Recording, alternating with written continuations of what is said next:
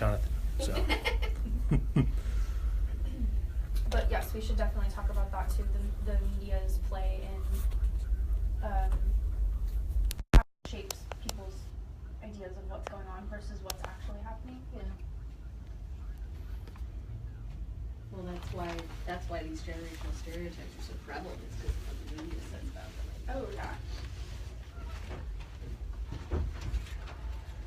Okay, headphones on. Let's mic up. All right, Jerry. Mic it up. They're left and right together. Yeah. Did we figure out? Okay, these are the ones I thought last week. These ones are defective because they don't adjust, but really it was just the belong moment. Yes. Oh, Check. Loud. Check. Hello. Good morning. Happy Wednesday. Nice and caffeinated. Yeah? Okay. No, you're 3. Go again. Oh, I'm on 3. Sorry. Testing. Negative. No.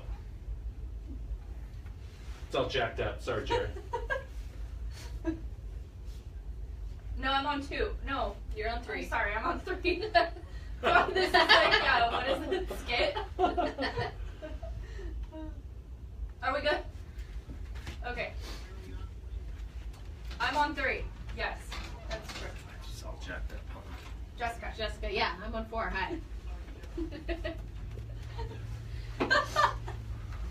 So, okay, Jeremy.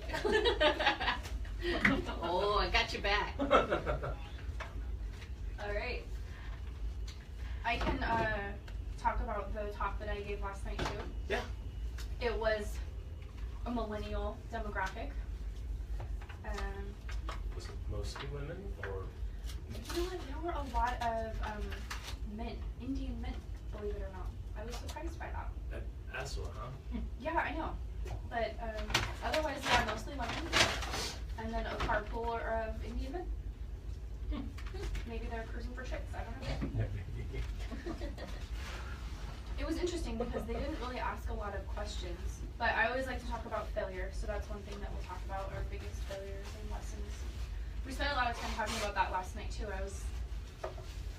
Yeah, part of why we ran late. How late did you run? I didn't get home until 9:15. What time were you supposed to get done? Well, they told me that it was only going to be an hour. But come to find out, my speech was only an hour, but the entire event was like a networking thing.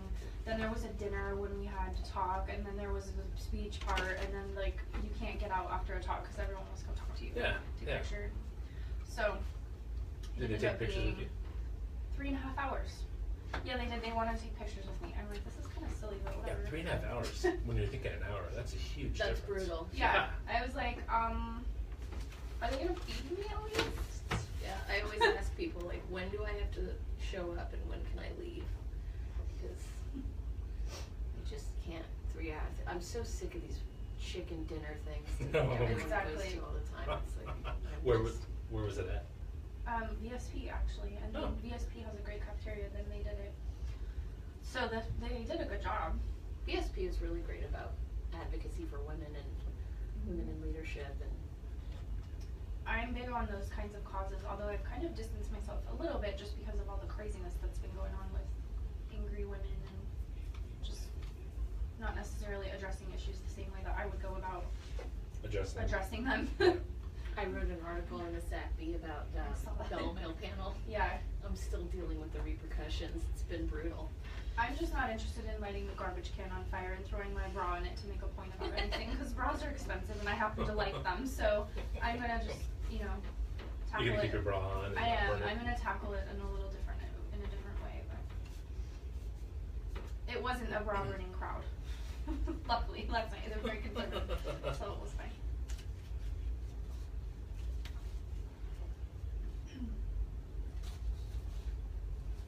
I have some pop culture stories. Okay, cool. I got a couple things. What do you got? To be an exceptional boss, here are 11 things you must give your employees. 3 ways to develop Money executive is- presence. It's not one. It's not money. Well, I'm gonna throw that in for color Well, commentary. that's a given. They say that. And then follow your passion is wrong. Did we go through that? Follow your passion. Remember, it says follow your purpose. Oh yeah, I think so. That's We talked about some of that, but anyway. That was it, really, other than, you know, taxes are due in 2 weeks. And you can still make an IRA contribution, etc. All right, let's hear your commercials. Are we on? Not yet, right? We're talking about tattoo removal. Oh, I'm right after that.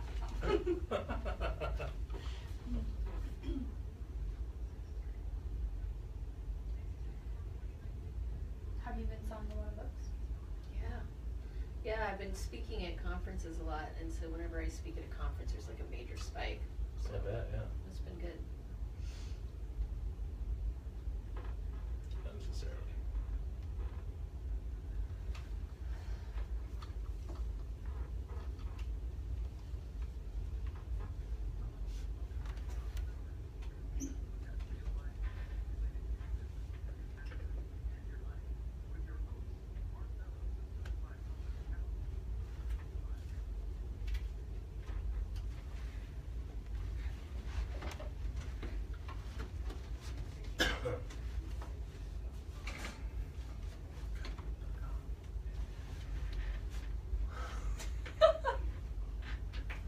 Good morning, everyone. Welcome to Beyond the Numbers on Money 105.5 FM, part of the Wall Street Business Network.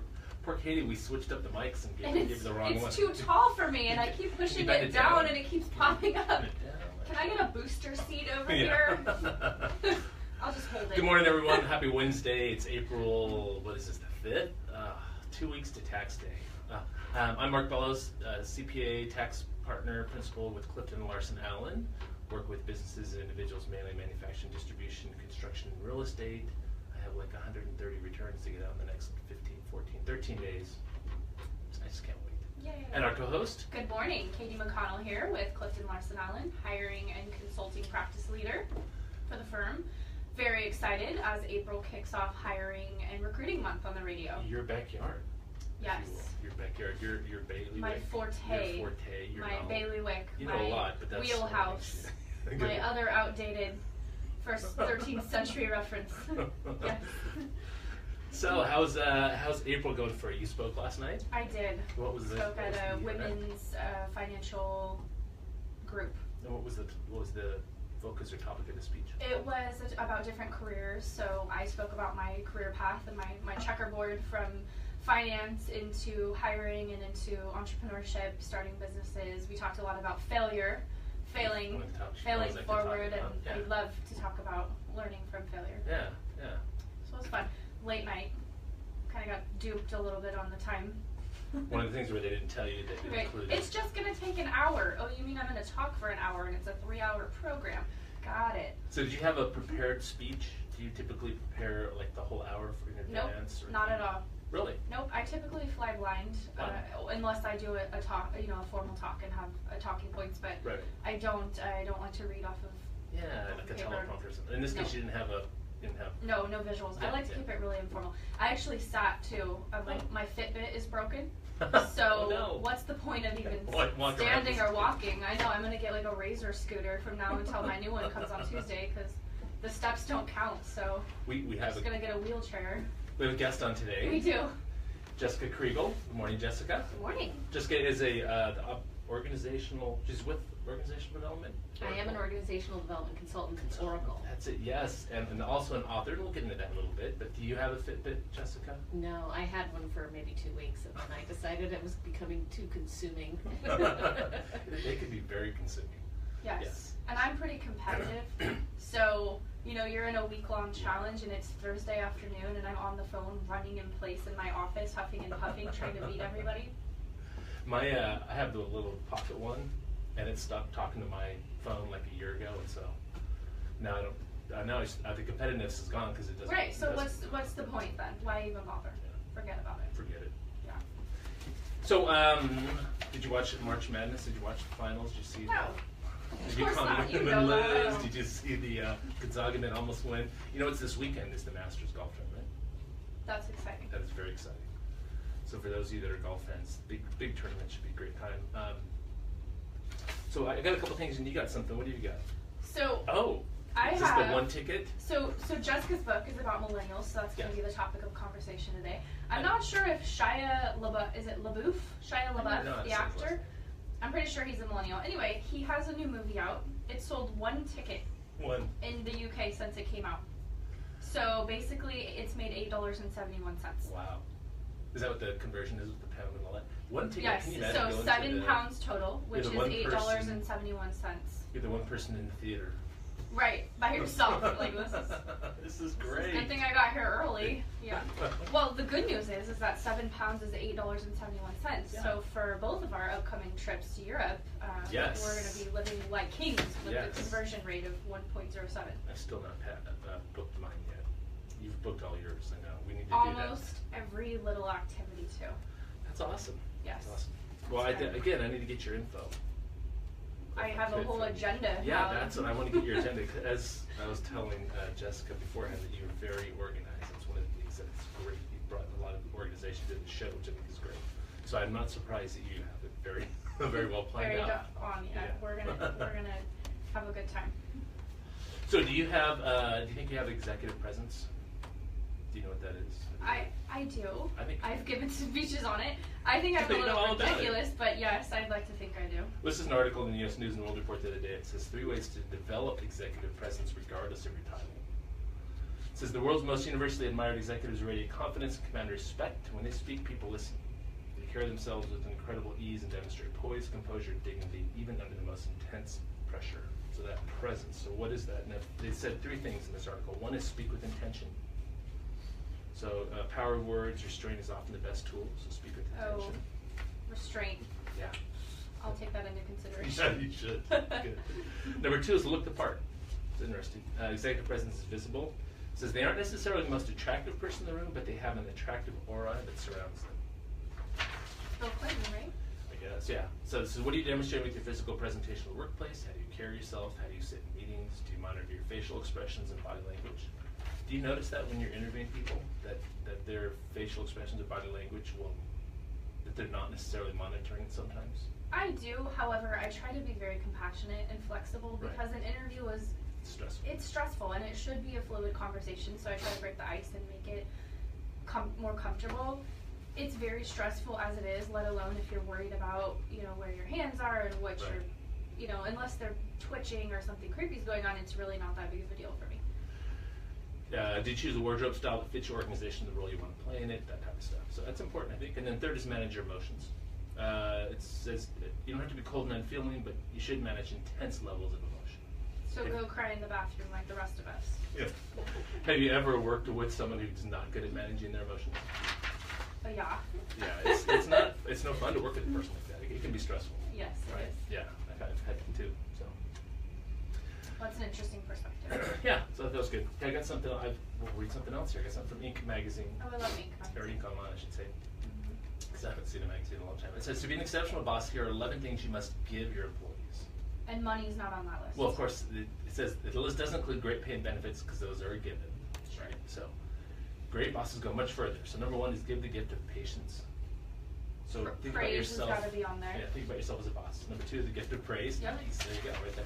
Number 3, the gift of forgetting. Forgetting. When an employee makes a mistake, be willing to forgive. Or I should say forgive, I should say. It doesn't say forgive. I give the gift of asking for help. Yes. Asking for help. Absolutely. The gift of delegation. The gift of privacy. That's a good one, I think. The gift of opportunity. The gift of sincerity. The gift Shouldn't be a gift, but a given. Yeah, no. Gift of freedom. Gift of tough love. I think this is a good one as well. Gift of respect, and then the gift of purpose. I think those apply across all, But to be an exceptional boss, I think you need to have all those. I agree with you. Exceptional boss, parent, and, absolutely. Partner, Person, relationship, yeah. friend. Agreed. Human. Neighbor. Oh. Co-host. All right, we're tuning going you to take a out. break. You're listening to Beyond the Numbers on My 105.5 FM, part of the Wall Street Business Network.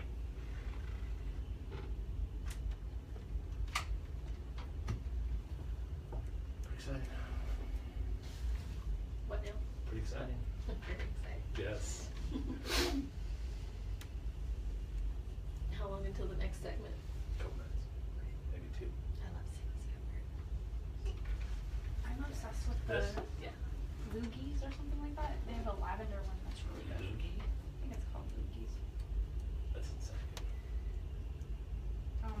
I'm embarrassed. When I got to VSP yesterday, I texted my girlfriend. I was like, hey, I'm at VSP for a speech. Are you here? She texted me back this morning. Yeah, I haven't worked there for a year and a half. Oh I'm like, God. So in case you're not there. I literally did that. I did that a week ago. I spoke at a thing at SMUD, and there was a guy there that I know from Leadership Sacramento, and I was like, hey, so you moved over from PG&E? He's like, I've never worked at PG&E. I've always worked at SMUD. He's like, good, because they're better. Have you heard yours yet? No, but I'm listening to your commercial right now. Yeah. I don't know if they got it through, how long it takes to get it through production. Yeah, it's taking a little bit of time to do that. Oh, well then it might not happen today. 30. Let's see what happens. What? He said 30 seconds. Well, maybe next time. They're not going to put your commercial and my commercial back to back. I think they would. They used to do recognize back to back. Oh.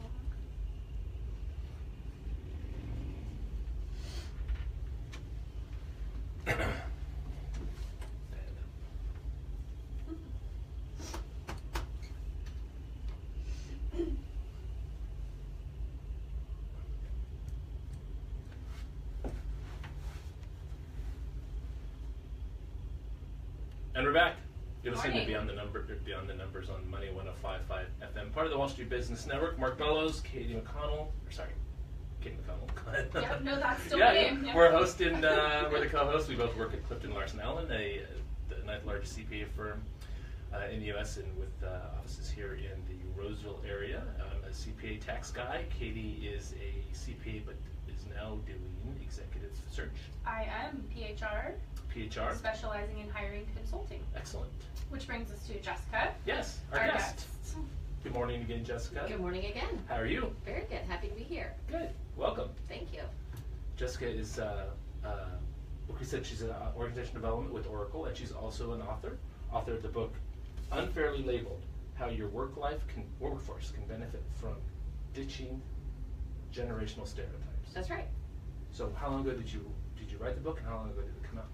I finished writing it in September of 2015. It came out in March of 2016. Okay, so it's been just about a year. Yeah. It's available on Amazon, Barnes & Noble. Actually, it's April, so it's been a little over a year. That's true. And Amazon, Barnes & Noble. You can also go to Jessica Kriegel, Kriegel, jessicakriegel.com, and you can get the book there as well. Yep, absolutely. So did you do a book tour after you did the book? I Is it did. self-published, or is it through a publisher? No, it was published through Wiley, Okay. John Wiley and Sons, they were a fantastic partner to work with, and so yeah, I did a book tour afterwards.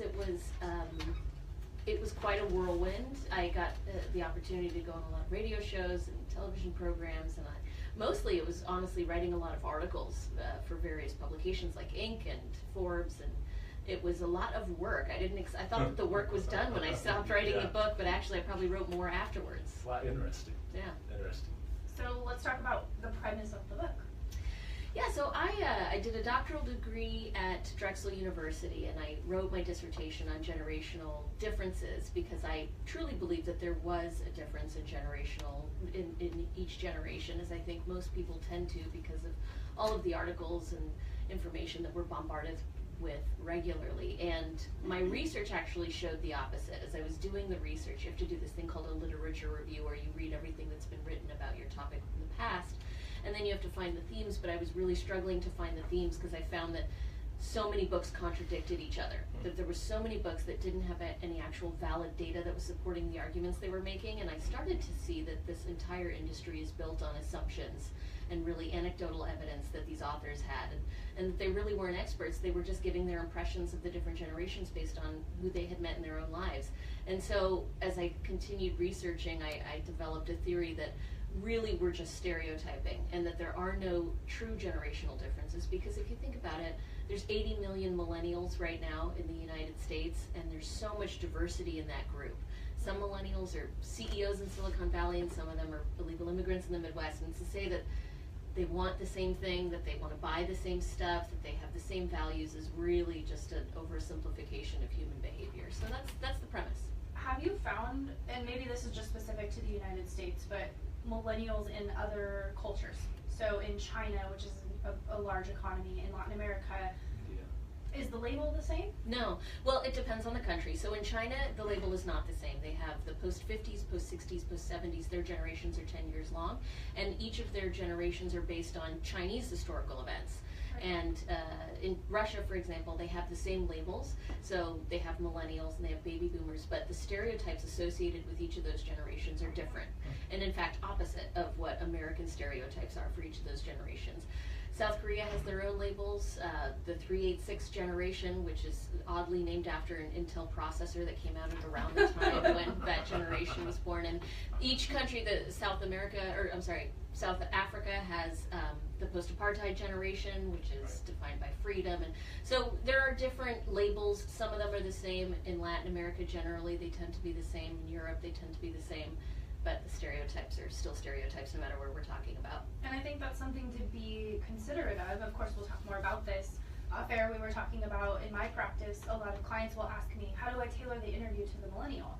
Well, something else to consider is you may have immigrated workforce who wasn't born in the U.S., who's been here for college and stayed here, and they're not technically falling into the same stereotype. 100%. Yeah, as one who was born and raised here. Exactly. So the millennial stereotype is based on a middle-income American white person. And if you think about our workforce, especially at a company like Oracle, I mean, nationally, 16% of our workforce was not, they're immigrants. And so those people, if you think about the stereotype associated with millennials, often you'll hear, well, they got the participation trophies in Little League soccer. Right. And so they're entitled because they were always told that they were fantastic even if they didn't accomplish anything. Well, first of all, you have to have been privileged enough to be able to afford Little League in order to be able to get that participation trophy. And second of all, you had to have been, you know, if you grew up in China or India and you weren't in Little League and you didn't get a participation trophy, it's a completely irrelevant stereotype for you. Right. And we actually dealt with that at Oracle. I've done some engagements internally at Oracle where we were dealing with different generational issues, and this was before I had written my dissertation, when I still bought into the stereotypes, and the feedback we received was, what is a millennial? What are you talking about? This doesn't resonate with me at all. Can you please talk about something that makes sense to me? Right. So what was your master's in? I got an MBA. Okay. Yeah. And so how long have you been at Oracle for a number of years now? Yeah, my tenure at Oracle is since 2008. So I actually worked for another software company that was acquired by Oracle. It was called Taleo. And so been part of the same team since 2008, technically Oracle since 2012. So when you were researching the book and writing the book and getting your PhD, did you take any time off, or did you just do it all while you were working? I did it while I was working. It aligned really well with the work I'm doing at Oracle as an organizational development consultant. I do talent strategy. I had already been doing engagements, like I mentioned, around different generational issues and how we engage and retain young people. We have a massive program at Oracle where we hire thousands of college graduates every year and put them into different areas of the organization. And so there was some adjustment period with that, and so I was involved in the development of those college graduates and how we manage and how we manage the managers as well, so that they don't buy into the stereotypes either, and then make assumptions about their employees, but they get to know the person in front of them. So have you had a lot of, or I should say, more broad, what has been the reaction to your book? I have been very surprised at how positive the reaction has been, honestly. I think the people who think that I am very wrong just don't say anything to me about it, right? They're quiet, yeah. Most of the time, whenever I speak at a conference, or if I, at any event, anyone who hears, a radio show I did or anything, they'll come up to me afterwards and say, I've been thinking that for a while. I actually really dislike the stereotypes, and I completely agree with you. I thought in my book I debunk a lot of the research that's out there, and I call out certain authors that are fairly well known and call out the lack of research in their books, and I thought I might get pushback from those authors, but I've never heard from any of them, so far so good. Wow, that's great. I want to talk about some of those specific stereotypes and some of those specific labels that exist out there, what the media is telling our hiring managers, our middle market clients, or clients for you and I, companies in the marketplace, because there seems to be this very strong perception among many of my clients, and I'm sure yours, that they need to tailor the interview process to the millennial. They need to tailor their marketing material to the millennial. Target has done it. Their new hiring strategy is work where you love, emoji heart. Yeah. Yeah, I hear about that a lot, and I think there's a lot of danger in marketing your organization to a millennial demographic of candidate, because it can be off-putting to people who are not millennials. If they hear or interpret that you are looking for millennials, it can, first of all, be discriminatory, because it seems like, I mean, I've worked with leaders who have said, we really need to be more innovative, so let's go after some millennials, making the assumption that millennials are innovative, right? And that any millennial you hire is going to somehow be more creative than a baby boomer, which is completely unfair to baby boomers and just absolutely not true. Yeah. And so with marketing to candidates that are millennials, the pitfall is that you're going to turn off a lot of really highly qualified candidates who are Generation X or older, and soon to be maybe even younger in Generation Z. Absolutely. Yeah. And I think with the importance of technology, it spans across all generations. You know, it's not just the millennials. My mom uses the emoji constantly. I think I was just reading a few weeks ago that, right? Yeah. When your mom is sending you a complete conversations in emojis, and you're like, is that a cake? A bird? What is happening right now? Yeah, because it spans generations. It does. Right? I was just reading that the emoji is like the fourth most widely used language in the world. Really? Right. Yeah, the stereotype that millennials are entitled is probably the one I hear the most, but I think the one that most people buy into is the tech savviness, Right. that they're digital natives as opposed to digital immigrants, where the older generations had to learn technology later. And when you actually do the research to look into tech savviness of the different generations, you find that ability to use technology and comfort with technology is much more associated with socioeconomic status than with generations. So a white Gen Xer uses technology more than a Hispanic millennial, for example. So it really isn't associated with generation. More so. So what you're saying is we should start tailoring our hiring to gender and race rather than age. No, I think not at all. No, you can't do that. Did I say that? No. Don't get in trouble. Yeah. No, but that's really the crux of it, and people don't really look at it that way, but putting that label, as your book says, on folks is essentially the same thing as saying, how should we tailor, we have a woman coming in this afternoon, how should we tailor this interview process for her? For women, yeah. Right. And that can get you sued. Well, exactly, and you think about the articles that are written about, 5 tips for managing your millennials. I'm reminded of these articles that you were reading at the beginning in your first segment, and those are so discriminatory because you're saying that all the millennials think the same way, value the same thing, are motivated by the same thing. So imagine if I were to change the label for millennial and say 65-year-old. 5 tips for managing your 65-year-old employee. That now suddenly sounds inappropriate, and it is inappropriate. So we're hiding age discrimination in a generational label.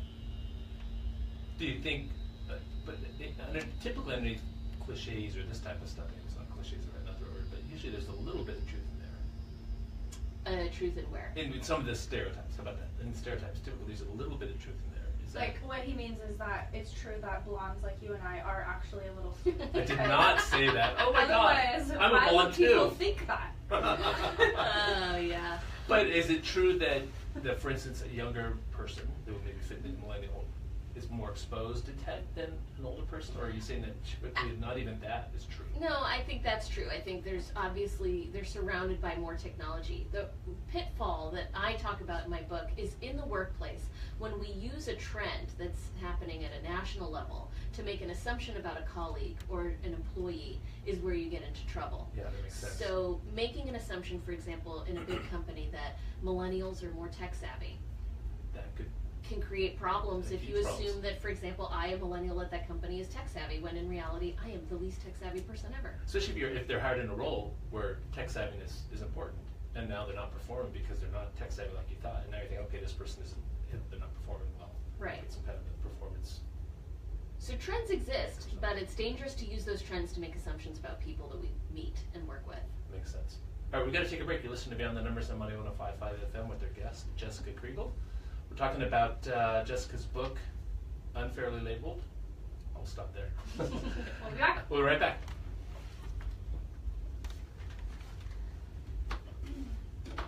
We're covering a lot. What are we talking about? So you can turn this if you want. You hear that? Oh, That's better. there we Just go. have to be careful because we did that one time and it fell off and it makes a lot of noise. So. My husband says you need to update your ad. It says Galena. Which ad? Which I don't know, so I said, what ad? Did you used to work at? Well, Galena was acquired by CLA. Oh. Yeah. Well, minor detail. You need to know Richard Lewis and. I know, we've.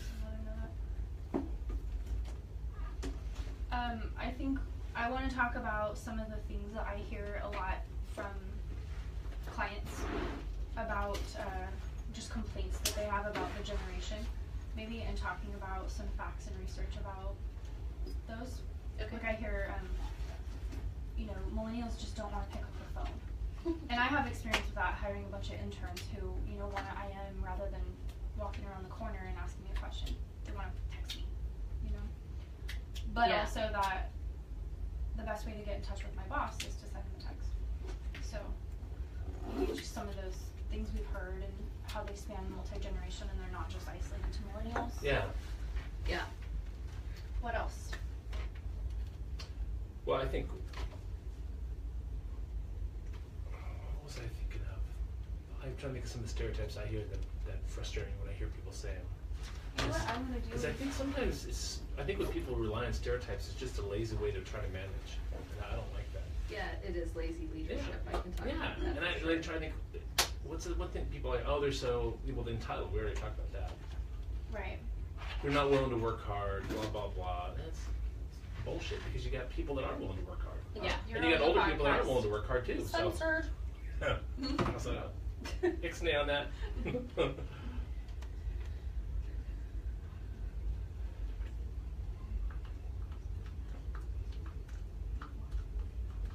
So if someone wanted to get a hold of you to have a talk or something like that, I mean, do you book that? Mhm. They book it through you? Okay. Yeah. I'm just running a quick Google search millennial characteristics, just to see What else comes up? what do they say? Yeah. That's the downside LinkedIn. about using my phone for Facebook Live is I can't go Yeah. online and look up stuff during the show. It's a bummer. Do you guys live in the Folsom area? No, we live in next to the barn in West Sac. Oh, really? Yeah, right in Susan's neighborhood. Okay. Yeah. Which Oracle campus do you work at, or do you work I work from home. Oh, nice. Yeah. And then I also work for Fulcrum Property, but that's unrelated to this. So have you been to any events at the barn? Oh yeah. So I'm so Fulcrum Property built the barn, Okay. so I'm in charge of all Oh. the events actually. So you've been to them all. Yeah. So how is it? It's fantastic. It seems really cool. I just It'll be haven't been there. even more amazing when Drake's moves in there. It's a brewery that's going to open in September, and it'll just be, At the barn? I or- just heard it. Yeah, they still Yeah. have you at Galena. Yeah, we totally had it changed. Tell John thank you. I will.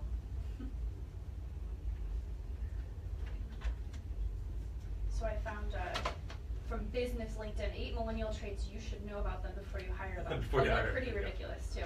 They're awful. So these will be funny.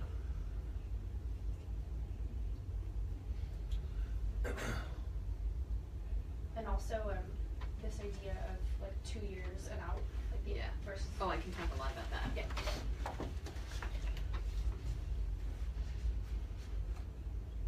Welcome back. You listen to Beyond the Numbers on 91.55 FM, part of the Wall Street Business Network. And the lead-in song there was Taxman by the Beatles. Always a good one this time of year.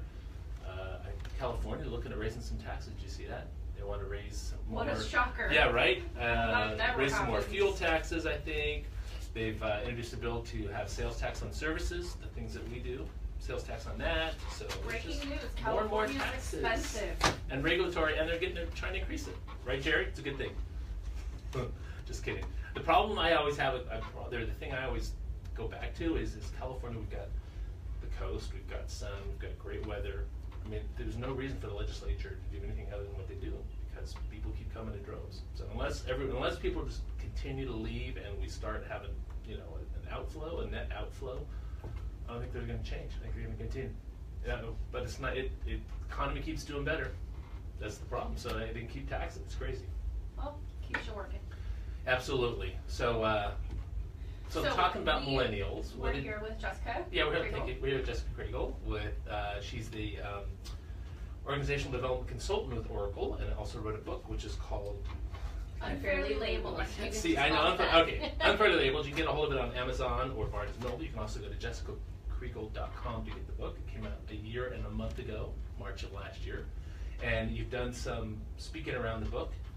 So if someone wants to have you come and talk to their organization or discuss the book or that type of stuff, they can get a hold of you on your website. So what type of talks have you given around the book?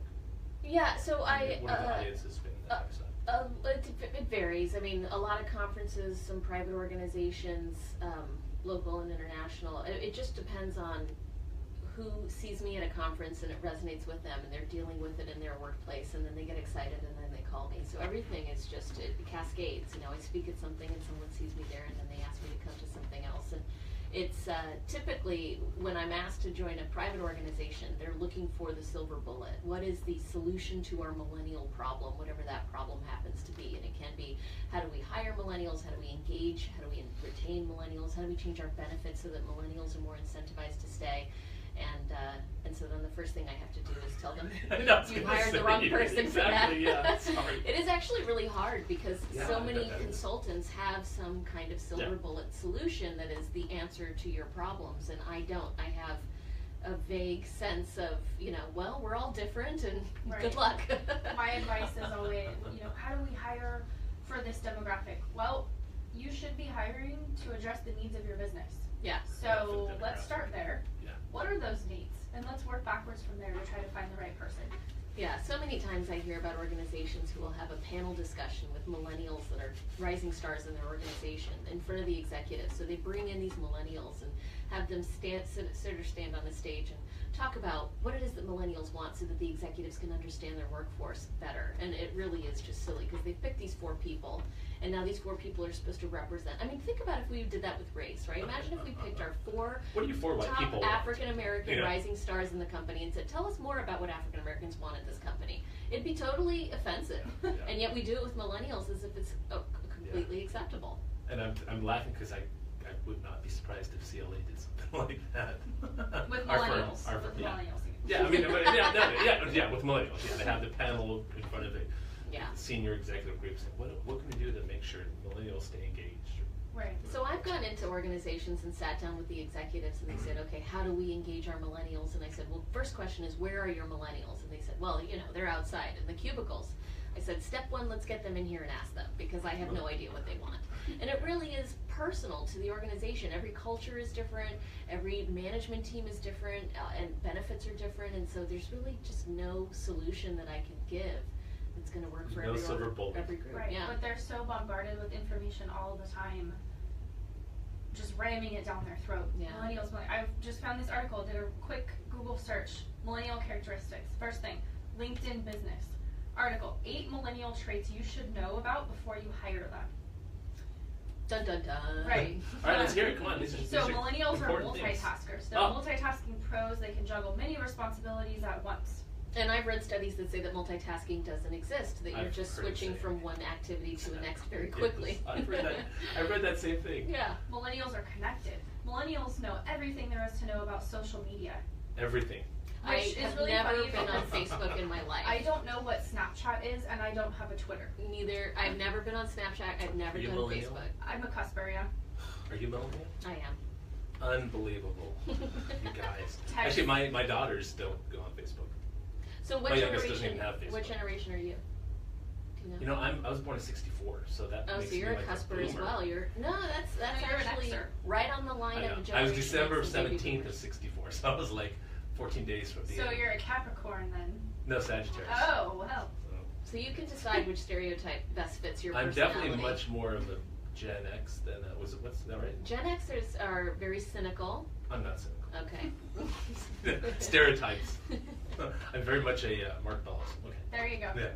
Tech What savvy, else? we talked about Tech that. savvy. Oh yeah. Millennials Emojis. want instant gratification and Instant. recognition. Instant. They need to feel like what they're doing is important, and the constant praise from their baby boomer The parents. participation trophy that they all got. Right. So I love that. So what they're saying is that Gen Xers and baby boomers don't need to feel like what they're doing is important. right? Is that somehow unique to millennials, that they need to find value in the work that they're doing or have purpose? And this, so when you're working with your workforce, right, the Gen Xers and stuff, you reward them with money and you reward the millennials with praise. Mm-hmm. Is that right? That's the stereotype. Yeah. Right. Yeah, it says for the How's that recruiting, what this means for you in recruiting. During the recruiting process, tell millennials how important the position is and that they will be making a valuable contribution. Shouldn't we be telling everybody that we interview that, right? Yeah. So many of these articles about millennials, the rules will apply to anyone that you're talking about hiring. Absolutely. Want to feel like they have open and honest relationships with their managers. No, I like closed and dishonest Dishonest, yeah. relationships with my managers. And then the last one, career advancement. Millennials want to know that they will have the opportunity to advance and develop in their careers within the company. Which is interesting because I've also read articles that millennials are only around for 2 years and then they leave. So they're gonna each have 7 jobs as a minimum or something, right? There's a major stereotype around tenure with millennials and whether or not they're willing to stay at an organization for a long period of time. And the research actually is fascinating because studies will indicate that millennials are very fickle, right? That they will leave an organization very quickly. And when you dive deeper into the research, it actually turns out that that's not the case. So for example, there was a study done by the Bureau of Labor Statistics that measures tenure at organizations, and it's actually been done for 30, 40 years now. And what they found was people between the ages of 55 and 65, so baby boomers, are likely to stay at their organization for an average of 10 years. People who are between the ages of 25 and 35, which is the millennials, are on average going to stay at an organization for 3 years. So people see that and they think, see, baby boomers are more loyal than their millennial counterparts. Well, it turns out 30, 40 years ago, when this study was done by the same organization, the same exact way, it was the same exact results. So back then it was the traditionalists who were 55 to 65, and it was the Gen Xers who were new to the workforce, but it was 3 years and 10 years. Nothing has changed in terms of the trend, which means that it's probably more explained by your age and your life stage, and the fact that your 401k balance. You haven't decided what you want to do when you grow up yet, and you're trying something new, whereas baby boomers are closer to getting their pension, or they're closer to, they've been in their role they know that this is what they want to do with their life. So that whole tenure thing, that loyalty thing, is probably made up too. There's another study, not to bombard you with studies, but there's another study that also talks about millennials on average from the ages of 18 to 26 have 6.2 jobs, which sounds like a lot, right, from 18 to 26. But if you think about internships in the summer when you're in college, and then part-time work to make it through the school year,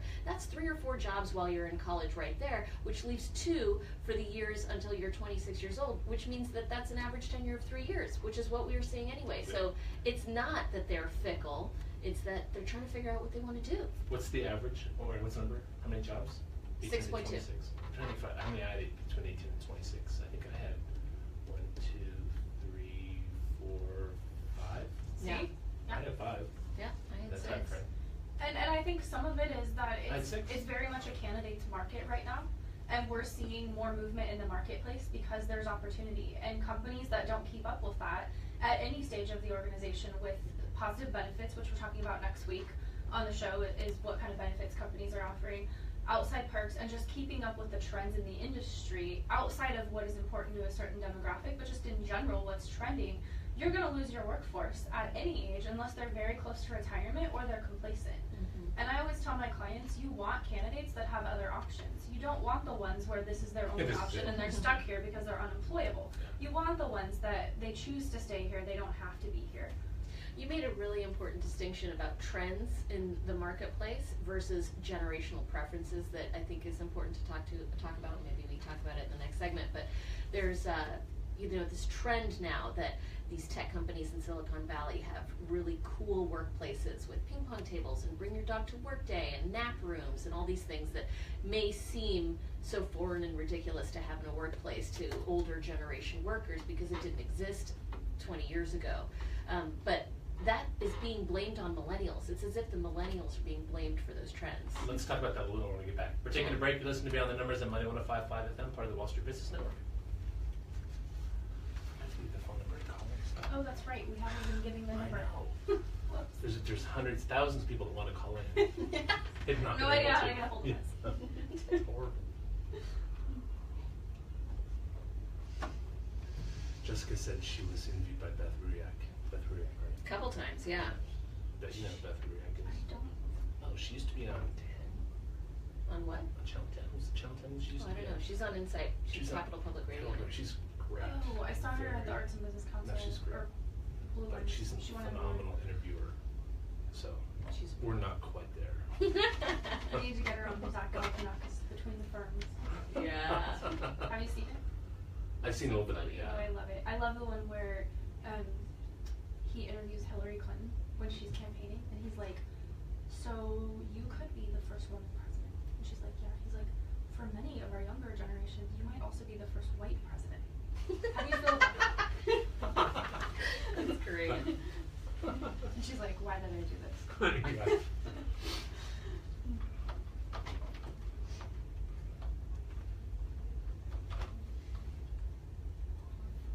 Well, your commercial again. I guess they didn't get mine done. Yeah, in the past it would take them anywhere from a week to 2 weeks to get a commercial. Next week. Next week. Don't forget, because I think we're going into our last segment to Yeah. tease Yeah. Shannon for next week. Yeah. Talking about benefits, what's going on in the. Oh, there you are.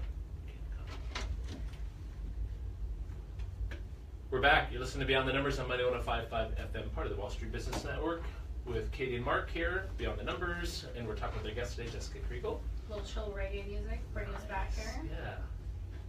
It's Okay, almost we're like, back. It's almost So- like we're on the beach. Oh, just like Just it. like it. Except 2 it's weeks. freezing in here today. 14 days and I'll be able to think about the beach once April 15th is gone. So we were talking about before the break, continuing our talk about millennials, stereotypes, that type of stuff. But one of the things that I was thinking of is that I've been to some, because one of the things I do is I work some with real estate. And so I've been to some conferences and they talk about the millennials, and of course everyone's going to, millennials do this, millennials that, but the millennials, the sharing economy, they're not need to buy houses right away, so there's a lot more apartments and condos and the Airbnb type stuff, so people are developing, real estate developers and moving in that direction to try to meet that demand.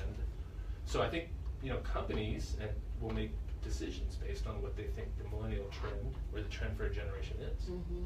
Yeah, and that's the And danger. potentially to the detriment, yeah, because you have overdeveloped whatever type of property is that they do based on that. Well, and I think there's trends in real estate, there's trends in buying habits, there's trends that we can talk about that are valid, that you can study and you can see. I mean, you think about all of the information we heard about who millennials want to vote for in the election process, right? There was so much polling data about millennials. And in the beginning, everyone was convinced that millennials would never vote for Bernie Sanders because he was an old white guy, and then all of a sudden it turns out, wait a minute, they were voting for him in droves, and we were absolutely wrong about what we thought millennials were going to want there. And so it's okay to study the trends. I'm not saying that there's no differences across the generations. I think the danger is when you take those trends and you apply it to the people that you work with and you start making business decisions about that. So at Oracle, for example, when I was developing training for millennials, I made the assumption before I did all of my research that I should incorporate technology into the training because millennials are tech savvy, and I worked at a tech company. So right there. And it turns I read out, it on the internet. It's yeah, true. exactly. It's true. And it turns out that my research actually showed that millennials like learning online less than baby boomers. And the reason in various studies, because first of all, the technology associated with education online is pretty outdated as compared to the technology that we use for gaming and social media, so they're unimpressed. It moves a little bit slower, and so these are some of the reasons that were presented as to why millennials. That doesn't mean that all millennials hate learning online. It just means that in general there's this trend, and I was making an assumption about what millennials wanted, and that was a mistake, and it would have bombed if I had continued. Yeah, so I think it's important to pay attention to that. So do you see other trends out there with stereotyping besides millennials? As you guys are going through your stuff, do you see it in hiring? Oh yeah, all kinds of stuff. I mean, I get all kinds of crazy assumptions from clients about, well, a woman couldn't do this job, or this is a job more suited for a woman than a man, and all kinds of labels like that. And I think, again, the crux of this whole discussion is it comes back to the needs of your business. Right. What do you need for your business to get the job done most effectively and profitably? And let's work from there. So Jessica's book is called Unfairly Labeled: How Your Workforce Can Benefit from Ditching Generational Stereotypes. And you've sold a lot of copies. It's been well received. the book. Yeah, so far so Yeah, good. so that's great. You can get a hold of the book through Amazon. You can also go to Barnes & Noble, and you can go to Jessica's website, jessicakriegel.com, to find out more and order the book. And if you want to have Jessica come speak at an event or talk more, get a hold of her that way. My big question is, how do we overturn this? Because there is so much out there, and at least once a week, if not more, I get asked by a client, and I'm sure you do too. How do we tailor the interview? How do we tailor our job posting, our recruitment efforts, our booth, the way we speak to them, so that we can target this demographic?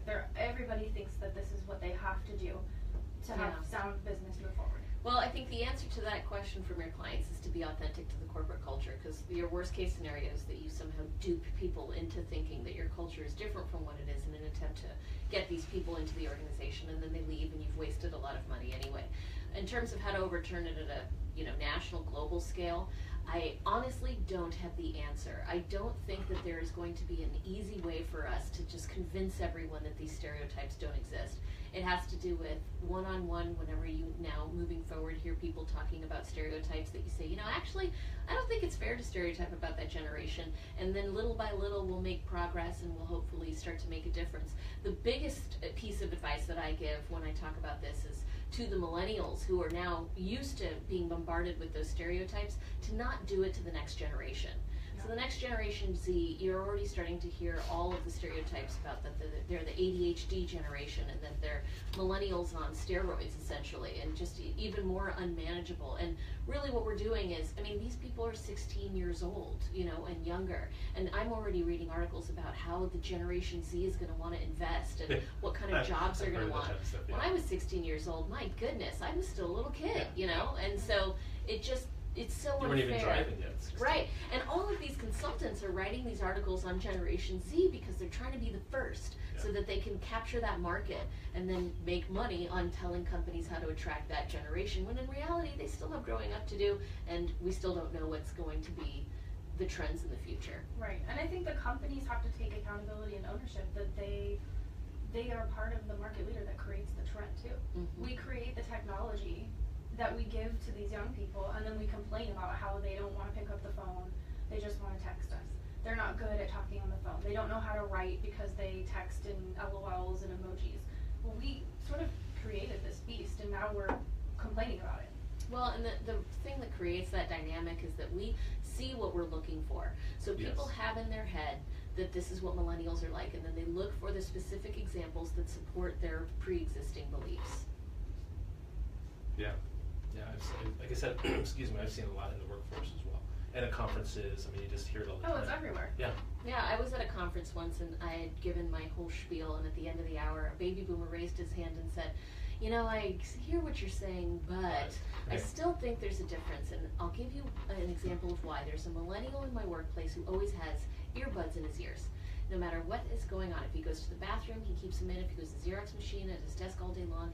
And it's because millennials are so connected, they don't know how to talk interpersonally with people, and he has to stay, attached to his phone. And then there was a millennial in the audience who didn't know that person, but raised his hand and said, it's funny, I have earbuds in my ears all the time.